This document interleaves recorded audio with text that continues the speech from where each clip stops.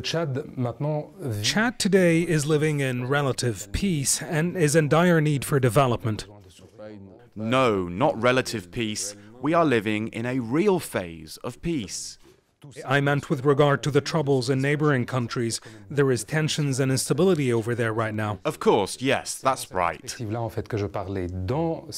this new phase of rebuilding and development, Chad needs good relations with world organizations and investment agencies. The reality is that your relationship with the IMF and the World Bank has not been that rosy.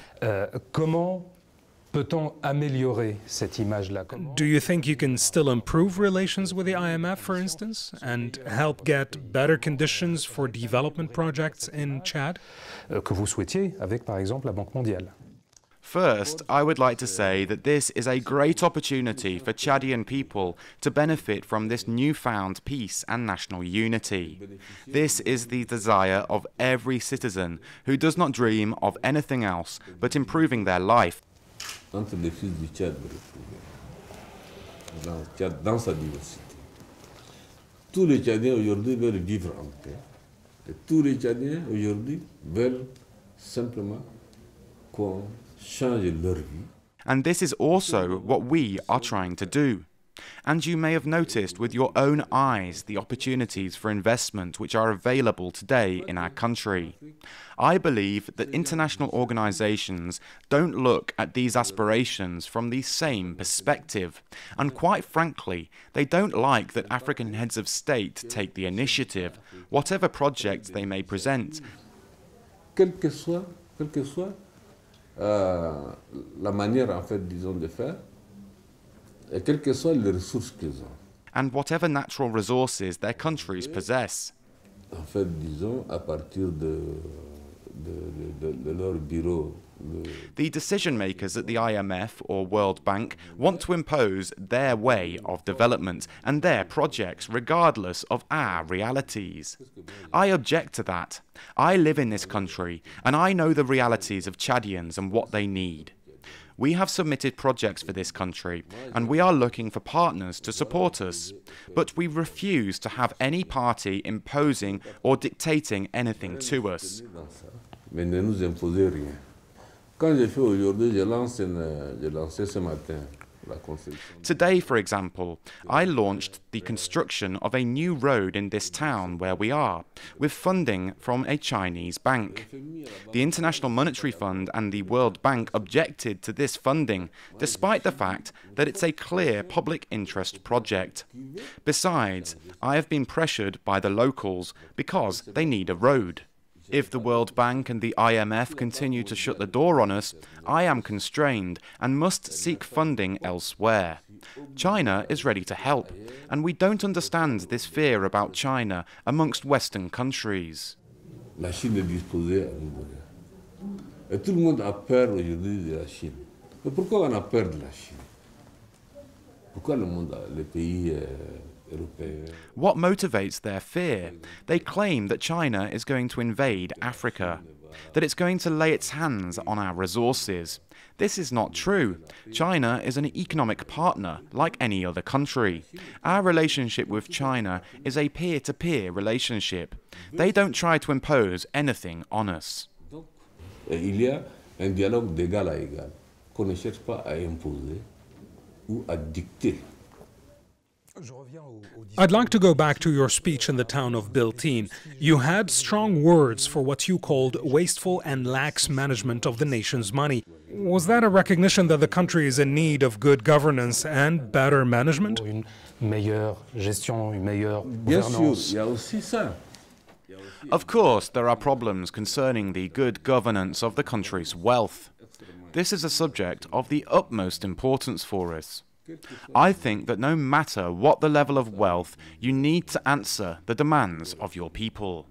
We are fighting mismanagement of public money and corruption. We have to fight embezzlement, be it for the sake of history. Je dis bien, où vous détournez ces ressources, vous ne pouvez pas répondre aux besoins du peuple. Donc, il faut éviter de piller, il faut éviter la corruption, il faut éviter de voler les biens du peuple, les moyens du peuple, les ressources du peuple. il faut le mettre à disposition du peuple, pour l'histoire même. Pour l'histoire. Il faut mettre à la disposition tous les chefs d'État anciens africains qui avaient amassé, je dirais, des fortunes. Look what happened to all those African presidents who made fortunes from their people's money and who deposited those fortunes in European banks. What has become of that looted wealth after they died? In many cases, their children couldn't inherit a penny. Dans leur propre pays, pour mettre en sécurité en Europe, il se trouve qu'aujourd'hui, même leur progéniture, ils n'ont pas accès à ça. Yesterday, during the celebrations, you seemed to enjoy popular support here in the town of Biltine. Scores of tribes came to swear allegiance and loyalty to you. But what kind of relationship do you entertain with the opposition here in Chad? And will there ever be an investigation in the disappearance of political leader Ibni Omar. Do you know that Ibni Omar is from this region, from this town, Biltine?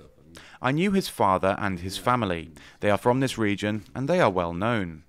His mother died in 1996, or was it in 2001, here in Biltine. Yesterday, I awarded his family a Medal of Honor posthumously. C'est une famille qui est très connue à Biltine ici. C'est une des familles qui a été décorée hier, à titre posthume. Le père a été décoré, je l'ai décoré hier à titre posthume. Donc, moi, je n'ai aucun problème, je dis bien, avec Itno, Omar. I don't have any problem with Ibni Omar. I consider him as an important political figure. He created his political party, and then he disappeared like a large number of Chadians.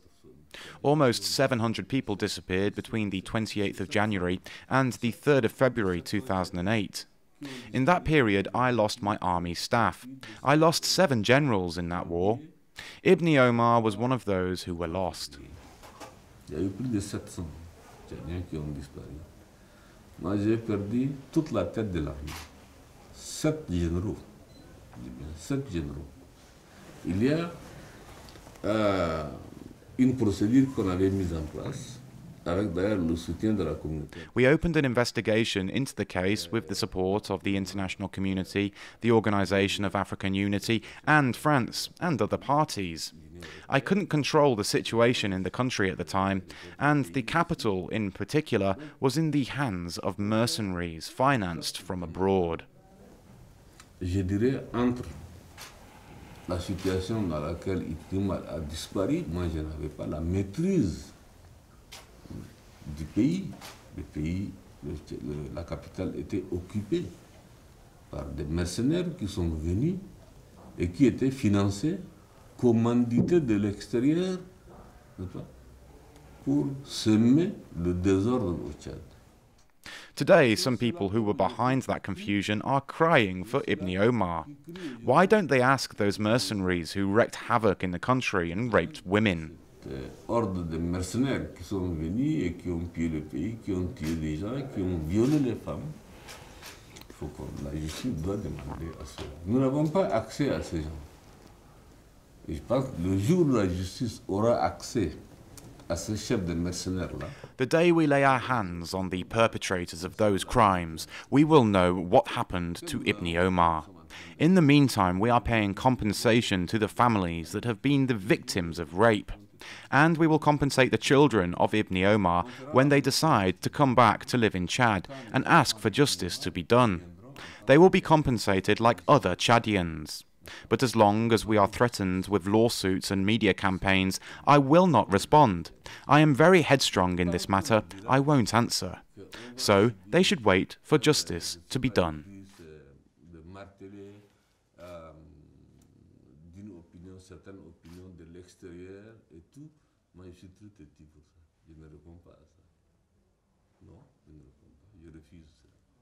Mr. President, thank you for this interview. Thank you.